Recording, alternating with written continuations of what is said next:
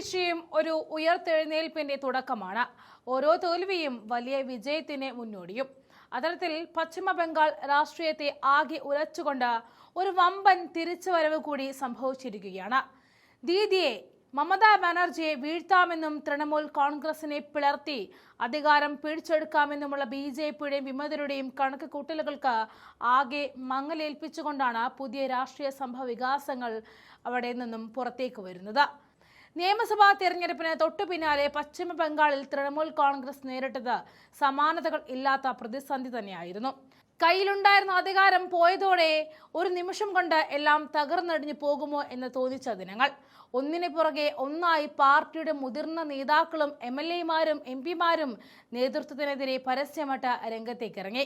പാർട്ടിയെ നയിച്ചിരുന്ന പ്രബലമായ ഒരു വിഭാഗം വിമതപക്ഷത്തേക്ക് നീങ്ങിയപ്പോൾ മമതാ ബാനർജി എന്ന ജനകീയ നേതാവിന് സ്വന്തം പാർട്ടിയിൽ നിന്നും തന്നെ വലിയ തിരിച്ചടികളാണ് നേരിടേണ്ടി വന്നത്. പാർട്ടി അധ്യക്ഷയായ മമതയുടെ തീരുമാനങ്ങളെ പോലും കാറ്റിൽ പറത്തിക്കൊണ്ടായിരുന്നു ബംഗാൾ നിയമസഭയിൽ ഋതുഭദ്ര ബാനർജിയെ പ്രതിപക്ഷ നേതാവായിട്ട് വിമതർ തിരഞ്ഞെടുത്തത്. അഭിഷേക് ബാനർജിയെ പ്രതിപക്ഷ നേതാവാക്കാൻ അനുവദിക്കില്ല എന്ന ദൃഢനിശ്ചയത്തിലായിരുന്നു ഈ വിമതപക്ഷം ഉണ്ടായിരുന്നത്. ആകെ 59 TMC MLAമാരുടെ പിന്തുണ കത്ത് സ്പീക്കർക്ക് മുന്നിൽ ഹാജരാക്കി ഋതുഭദ്ര ബാനർജി അധികാരം ഉറപ്പിച്ചപ്പോൾ മമതയ്ക്ക് അത് കേവലം ഒരു രാഷ്ട്രീയ തിരിച്ചടി മാത്രമായിരുന്നില്ല, വലിയൊരു ആഘാതം തന്നെയായിരുന്നു.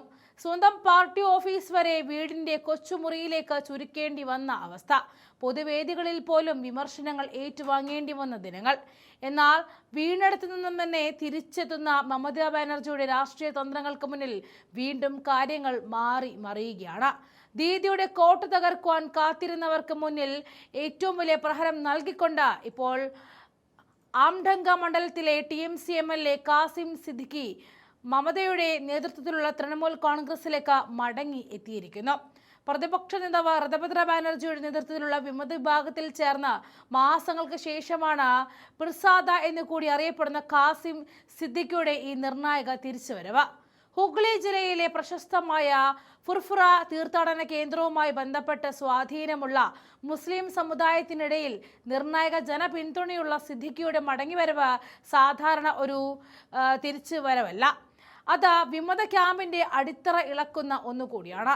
താൻ എന്നും മമതാ ബാനർജിക്കൊപ്പമായിരുന്നുവെന്നും ഇനിയും അവരുടെ നേതൃത്വത്തിൽ തന്നെ തുടരും എന്നുമാണ് സിദ്ദിഖി വ്യക്തമാക്കിയത്. വിമത വിഭാഗം തങ്ങളെ വഞ്ചിക്കുകയായിരുന്നുവെന്നും ഗുരുതരമായ വെളിപ്പെടുത്തലും അദ്ദേഹം നടത്തുന്നുണ്ട്. മമതാ ബാനർജിയുടെ നേതൃത്വത്തിൽ തന്നെയാണ് പ്രവർത്തിക്കുക എന്ന് വിശ്വസിപ്പിച്ചായിരുന്നു വിമതരെ കൊണ്ട് ഒപ്പുവെപ്പിച്ചത്. എന്നാൽ വിമത ക്യാമ്പിൽ എത്തിയപ്പോഴാണ് അവരുടെ പേര് പോലും പരാമർശിക്കുന്നില്ല എന്ന് മനസ്സിലായത് എന്നാണ് സിദ്ദിഖി തുറന്നടിച്ചത്.